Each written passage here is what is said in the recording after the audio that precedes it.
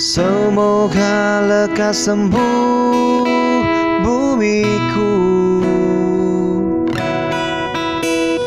Ketakutan saat ini sedang terjadi di bumi. Gelisah untuk jalani segala hari kan menepi. Ketidakpastian hati meredupkan segala mimpi. Semoga lekas sembuh bumiku. Tak perlu kau takut hadapi semua rintangan. Tak perlu kau risau dengan bebanmu di depan. Hadapi bersama, kuat kita untuk lanjutkan. Semoga lekas sembuh bumiku. Ketakutan saat ini sedang terjadi di bumi. Gelisah untuk jalani segala hari kan menepi. Ketidakpastian hati meredupkan segala mimpi. Semoga lekas sembuh bumiku. Tak perlu kau takut hadapi semua rintangan. Tak perlu kau risau dengan bebanmu di depan. Hadapi bersama, kuat kita untuk lanjutkan. Perlu kau takut hadapi semua rintangan. Tak perlu kau risau dengan bebanmu di depan. Hadapi bersama, kuat kita untuk lanjutkan. Semoga lekas sembuh bumiku. Semoga lekas sembuh bumiku.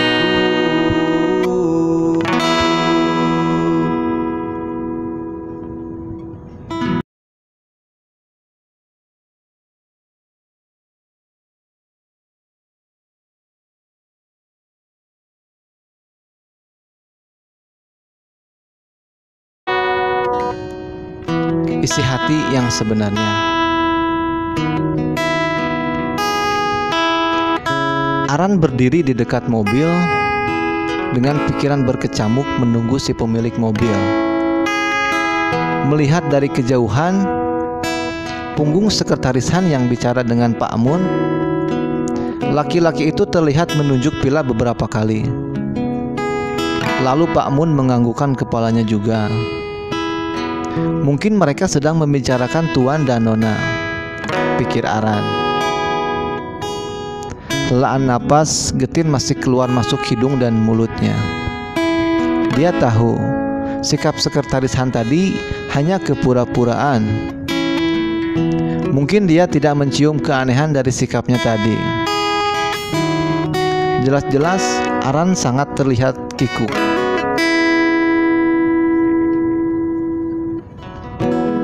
Bagaimana ini? Aku malu menjejakkan kakinya berulang di area trotoar tempat parkir. Aran pasang wajah sok tidak tahu malunya saja. Begitu dia memutuskan setelah berperang dengan urat malunya sendiri, jangan kikuk atau canggung di depannya. Biasa saja. Biasa saja mengembuskan napas pelan dan perlahan.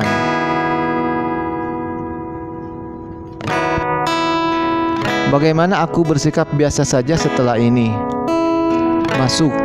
Han memberi perintah saat dia sudah masuk ke dalam mobil dan duduk di belakang kemudi. Tanpa bertanya, sepatah kata pun Aran mengikuti, duduk di depan. Mobil meninggalkan gerbang Pila. menyisa tanda tanya kemana laki-laki ini akan membawanya. Aran melirik pengemudi mobil yang tidak bergeming sama sekali. Suasana hening sampai mereka memasuki jalan raya. Sepanjang mata memandang, masih terlihat bibir pantai yang ombaknya menari-nari menampar pantai. Laut selalu menenangkan, walaupun hanya dilihat dari kejauhan. Anugerah Tuhan bagi manusia yang layak untuk disyukuri. Apalagi hatimu sedang dilanda kegalauan, melihat air yang berjejeran di bibir pantai sudah biasa membuat hati nyaman. Tapi sepertinya Aran kehilangan momen indah itu saat melirik pengemudi mobil yang sepertinya sedikit pun tidak terganggu dengan cuaca atau keadaan sekitarnya. Apa sepanjang jalan kau mau diam begini? Tapi aku harus bicara apa ya? Meluruskan kesalahpahaman foto. Bagaimana kesimpulannya semakin menjurus, dan aku bahkan tidak bisa mengelak sedikit pun. Tuan, akhirnya si bapak banyak bicara tidak bisa menahan mulutnya. Dia bertanya juga. Hanya itu jawaban Han. Bahkan tanpa berpaling sedikit pun. Kita mau kemana? Pertanyaan standar pembuka obrolan yang dipilih Aran. Sekedar basa-basi memecah kebisuan. Hening, tidak ada jawaban walaupun sekedar kata Artinya dia tidak akan menjawab walaupun pertanyaannya diganti ke versi yang lain.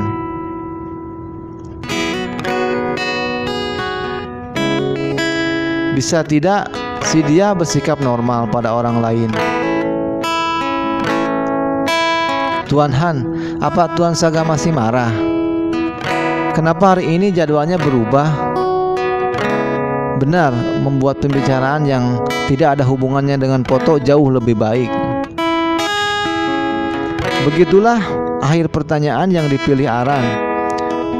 Membicarakan cinta Tuan Saga dan Nona jauh lebih menarik ketimbang bahasan apapun. Sudahlah. Jika dia tidak mengorek mencari tahu, itu lebih baik. Aku akan terus menyimpannya dalam hati saja. Tidak, maksudnya tidak marah kan? Tapi apa yang sekarang mereka lakukan di dalam kamar, Tuan? Mata Aran terlihat berkedut setelah menyadari pertanyaannya. Please, jangan jawab. Aku hanya keceplosan. Aku juga tahu apa yang sedang terjadi di kamar utama villa itu. Wajah Aran memerah dengan sendirinya. Apa kau benar-benar tidak tahu? Menggeleng tidak percaya. Tapi mata dan pandangannya masih fokus ke jalanan. Tapi Han terlihat senyum tipis. Hahaha, tentu saja saya tahu. Langsung menutup mulutnya rapat. Saya kan penulis novel, Tuan. Saya sudah sering membuat adegan seperti itu. Tertawa garing yang dipaksakan. Supaya udara canggung menguap. Ternyata pengalamanmu hanya ada di dunia halu ya? Telak mencibir dengan wajar datar tanpa tersenyum sama sekali. Hahaha, kau sudah seperti orang yang berpengalaman dalam urusan cinta saja, Tuan. Ingin sekali Aran mematahkan kepercayaan di sekretaris Han saat berurusan dengan cinta.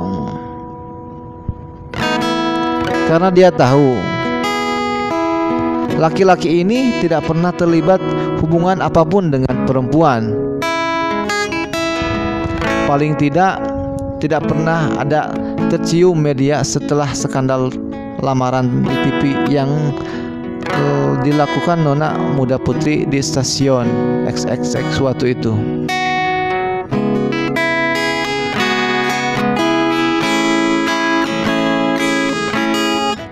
Bagaimana dengan Anda, Tuan?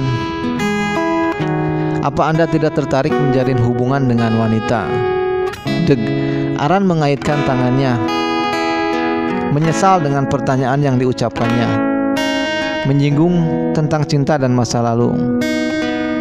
Sama saja membongkar aibnya sendiri. Dan saat dia melirik, wajahan dia mulai melihat kerut, tidak suka di mata kanan itu. Terdengar Han menarik napas panjang diikuti desahan kesal. Benarkah mulutku adalah ranjau hidupku? Arandita. Hah? Dia memanggil namaku panjangku. Ia menjawab dengan suara pelan sekali. Aku tidak tertarik dengan cerita romantis ataupun kehidupan tentang cinta. Jadi kuharap kau tahu batasanmu. Menatap Aran sekelihat yang membuat gadis itu langsung memalingkan wajah. Jaga garis batasmu, kalau kau tidak tahu malu terluka. Dia tahu, mungkin dia tidak tahu foto-foto tadi bukanlah foto-foto yang aku berikan ke stasiun TV. Itu adalah foto koleksi pribadiku. Tidak mungkin dia tidak tahu. Hahaha. Tuan, aku tidak. Baguslah, tidak ada sedikit pun perasaan yang tersisa untuk masa lalu. Jadi jaga sikapmu, menjawab cepat dengan suara dingin. Udara di dalam mobil benar-benar seperti membeku. Aran merasa susah menghirupnya untuk bernapas. Maaf, Tuan. Aran langsung membisu menatap nanar jendela mobil, melihat jalanan hijau dan pepohonan yang menari-nari tertiup angin. Hanya terlihat beberapa mobil melintas di jalan yang sama mereka lalui. Dia menelan ludah, tidak mau membuka lagi mulutnya. Apa yang kau pikirkan, Aran? Semua itu juga salahmu. Laki-laki menjadi harimau gila karena kau yang membuatnya begitu. Kalau menyalahkannya, dirimulah yang harusnya mendapat hukuman paling berat. Pandangan mata Aran bertemu lagi.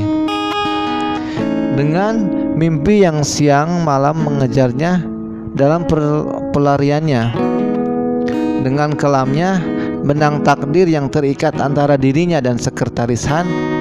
Hari itu adalah hari terakhir Aran bekerja di stasiun TV sebagai reporter kelas 1 yang tajuk berita dan tulisannya selalu masuk berita utama di jam prime time. Hari itu adalah menyelesaikan semua berkas yang akan naik untuk berita malam.